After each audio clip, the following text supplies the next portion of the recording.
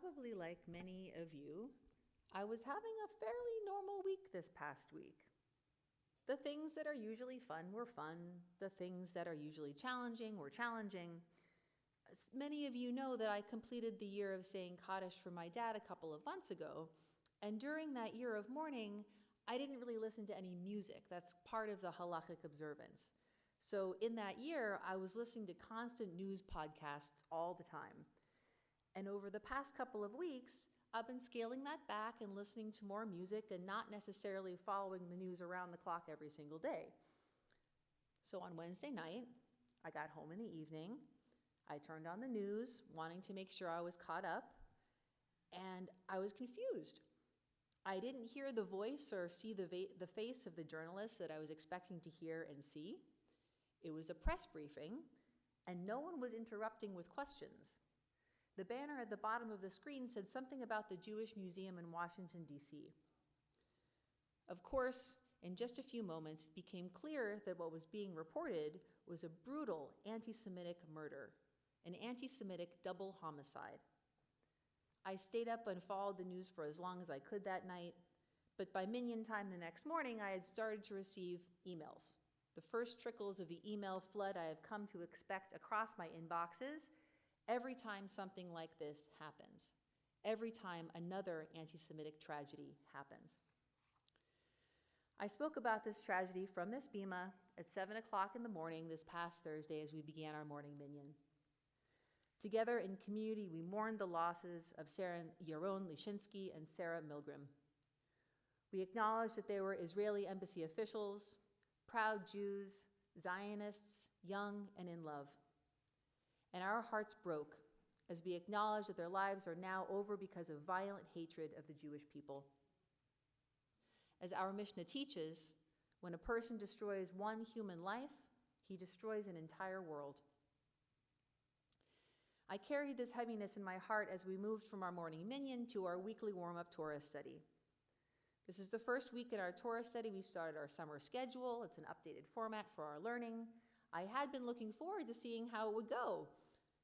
But when the time came for the learning to begin, I was distracted. We scanned through our double parsha, Bahar Bechukotai, and what jumped out to us in our class were the sections at the beginning and the end.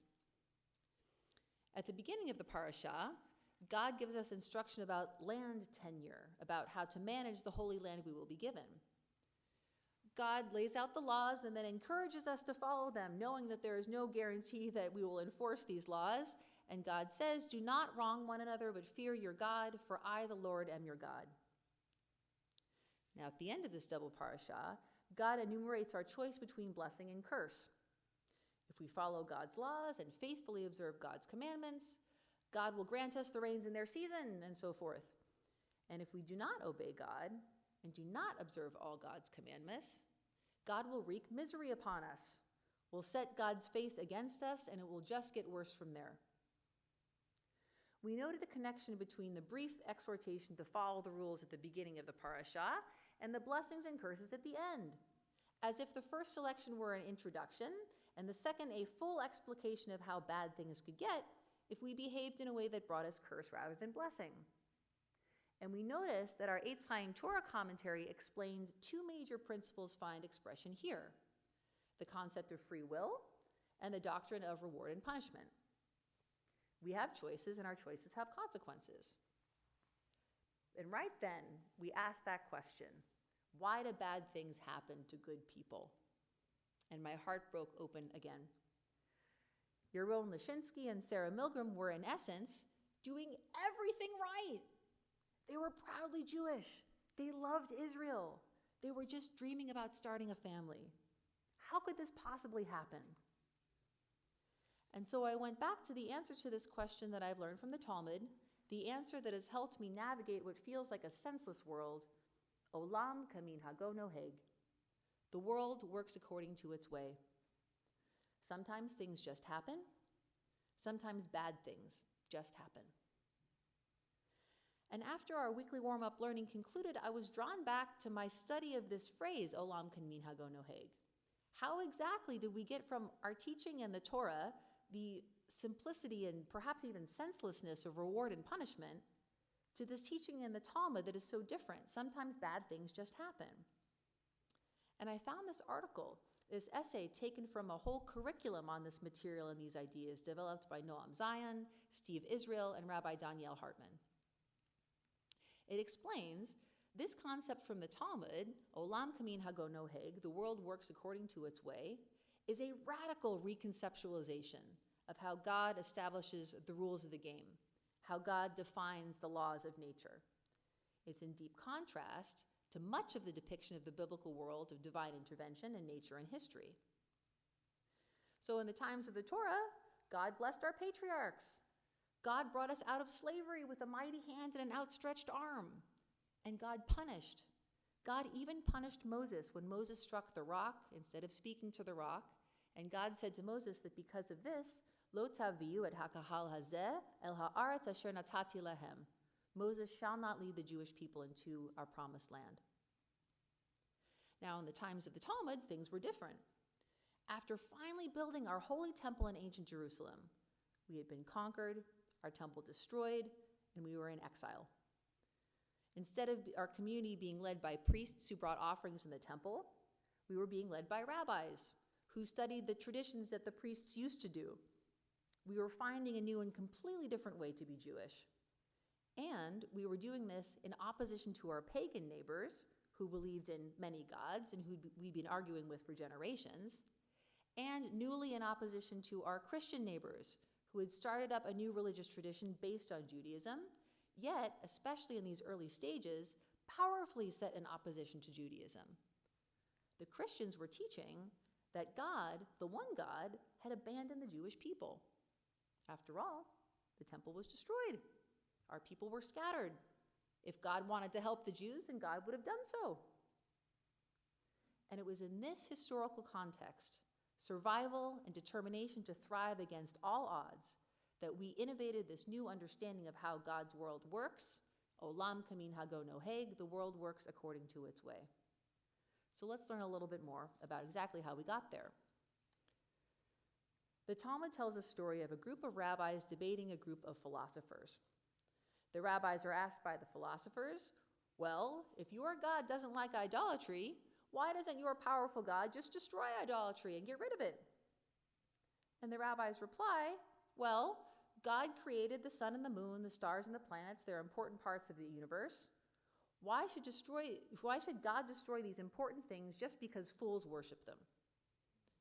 And they say, Olam kamin hago noheg. The world works according to its way.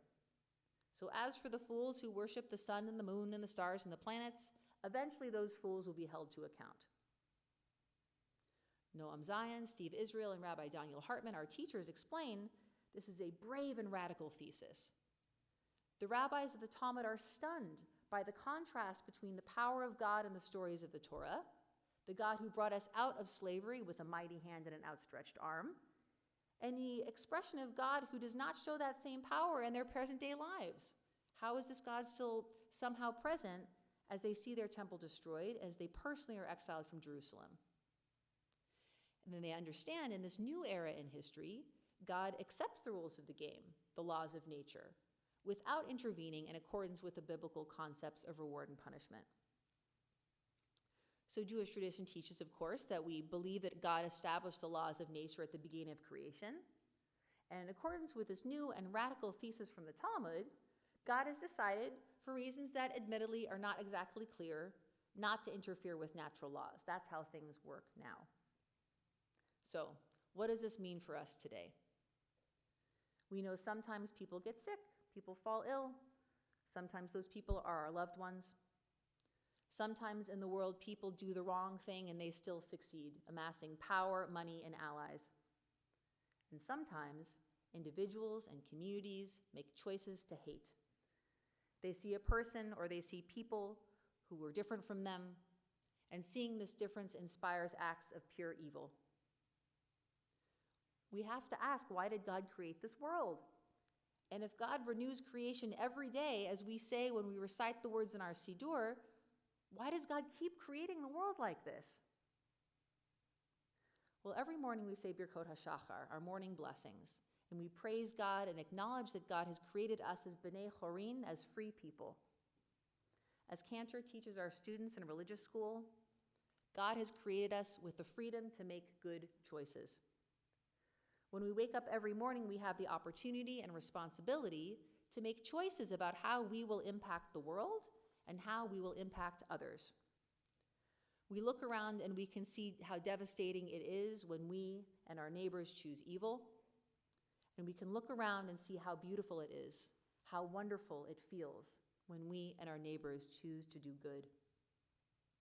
Here at Adat Shalom, we are continually making the choice to do good. Just a couple of hours before Shabbat, I received an email from the Jewish Public Affairs Committee of California. They had good news.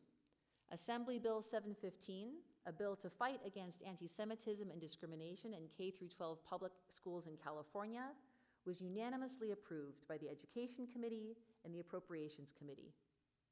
Next step, it heads to a vote on the California Assembly floor. Adat Shalom proudly supported this bill, along with 45 additional signers, including the Jewish Federation of Los Angeles, and of course, Stand With Us, an organization that is near and dear to our hearts as it is founded and led by Adat Shalom community members, Roz and Jerry Rothstein. God creates us with the freedom to make good choices. Every day we have the opportunity to proudly be Jewish, to make clear who we are and what we stand for in our neighborhoods, our workplaces, our elected government, and in every social media space we visit virtually. We have the freedom to be proudly ourselves. And every day in our community, we have the opportunity to embrace the dual challenge of being both warm and welcoming and safe and secure. We get to know each other and our security staff, creating relationships, remembering that a genuine smile and friendly words are the foundation of the community we build here every day. We keep an eye out for one another, making sure we get to our cars safely, and if we see something, we say something right away. We ensure each other's safety. We remember that all the Jewish people are responsible for one another, as we will not allow fear to stop us from celebrating our Jewish identity and culture. As we move through the rest of Shabbat and into this new week together, may we all continue to make good choices and choose to be proud to be who we are. May the relationships in our community strengthen us in those times when our hearts break, and may we never allow fear to stop us. Shabbat Shalom.